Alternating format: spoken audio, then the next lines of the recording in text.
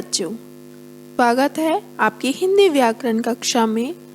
जो मैं आपको सर्वनाम समझाऊंगी।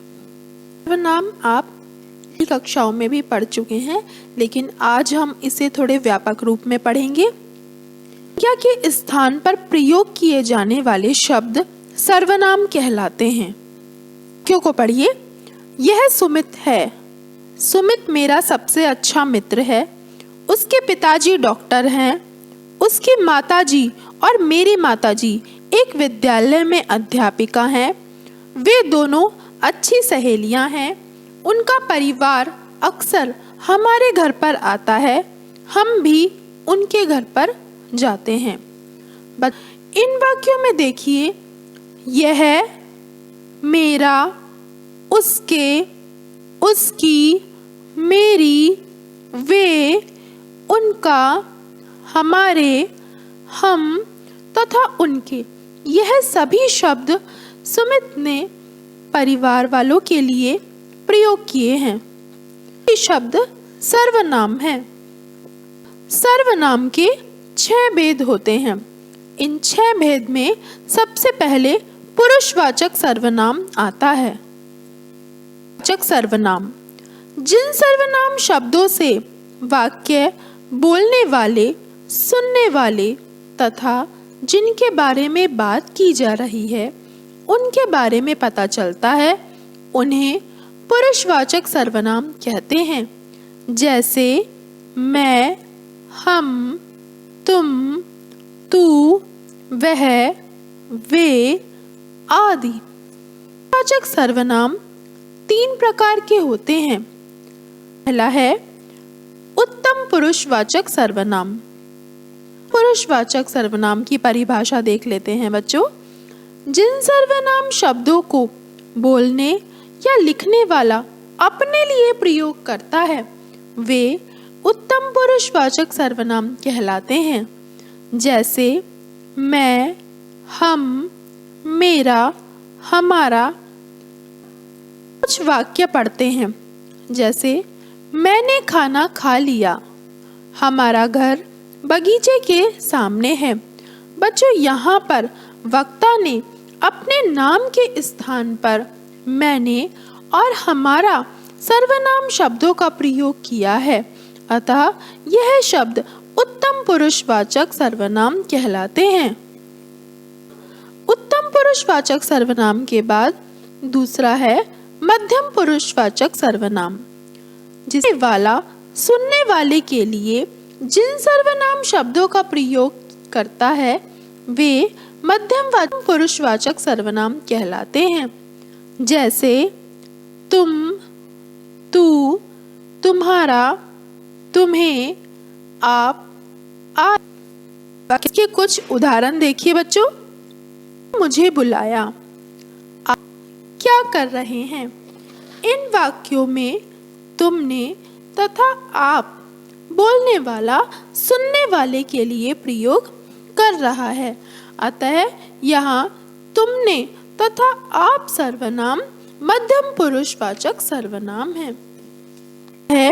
अन्य पुरुषवाचक सर्वनाम, बोलने वाला जिसके विषय में बात करता है या जिसके विषय में कुछ कहता है वे शब्द अन्य पुरुषवाचक कहलाते हैं। जैसे वह, उसने, वे, उन्होंने आदि। इनके कुछ वाक्य पढ़ते हैं बच्चों। वह कोने में खड़ा रो रहा है। उसको भी खाना दो।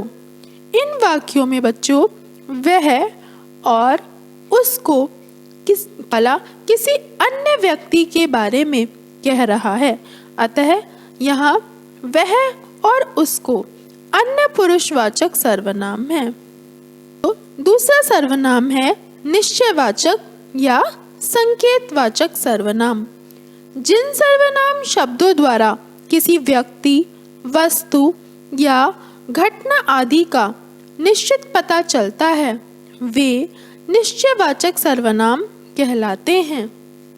क्योंकि देखिए बच्चों, इसने ही खाना बनाया है। मैं कपड़े उससे ही धुलवाऊंगा। यहाँ बच्चों इन वाक्यों में निश्चितता है। यह निश्चित है कि खाना किसने बनाया और कपड़े किससे धुलवाएगा, यह बात निश्चित है।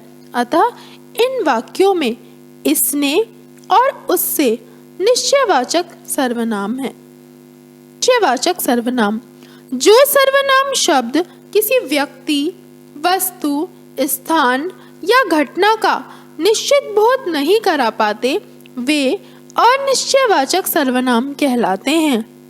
उदाहरण के लिए देखिए बच्चों, लगता है वह किसी से बातें कर रहा है, दरवाजे पर कोई खड़ा है। इन वहाँ पर किसी और कोई अनिश्चयवाचक सर्वनाम है। संबंधवाचक सर्वनाम, जो सर्वनाम शब्द वाक्य में आए दूसरे सर्वनाम शब्दों से संबंध बताते हैं, वे संबंधवाचक सर्वनाम कहलाते हैं। जैसे बच्चों, जिसने तुम्हारी सेवा की उसे इनाम दो। इस वाक्य में बच्चों जिसने और उसे सर्वनाम शब्द सेवा करने वाले व्यक्ति से संबंधित हैं।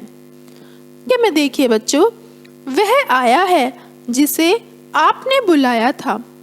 इस वाक्य में वह और जिसे शब्द बुलाने वाले व्यक्ति से संबंधित हैं, अतः यहाँ पर जिसने, उसे, वह और जिसे संबंधवाचक सर्वनाम है। वाचक सर्वनाम, जिन सर्वनाम शब्दों का प्रयोग किसी व्यक्ति, वस्तु अथवा स्थान के विषय में कुछ प्रश्न पूछने के लिए किया जाता है, उन्हें प्रश्नवाचक सर्वनाम कहते हैं। जैसे दरवाजे पर कौन खड़ा है, तुम कहाँ जा रहे हो। इन वाक्यों में बच्चों कौन और कहाँ प्रश्नवाचक सर्वनाम शब्द हैं। सर्वनाम देखिए बच्चों, वाचक सर्वनाम, निज का अर्थ होता है स्वयं। इस प्रकार जिन सर्वनाम शब्दों का प्रयोग स्वयं, अपने या खुद के लिए किया जाता है, उन्हें निजवाचक सर्वनाम कहते हैं। जैसे अपने आप, स्वयं, खुद आदि।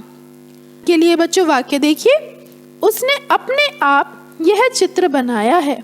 यहाँ पर बच्चों अपने आप सर्वनाम शब्द चित्र बनाने वाले व्यक्ति से संबंधित है, उसी के लिए प्रयोग किया गया है, किसी अन्य व्यक्ति के लिए प्रयोग नहीं किया गया। अतः अपने आप शब्द सर्ववाचक सर्वनाम शब्द है। बच्चों आशा करती हूँ आपको सभी सर्वनाम के समझ में आए होंगे। धन्यवाद।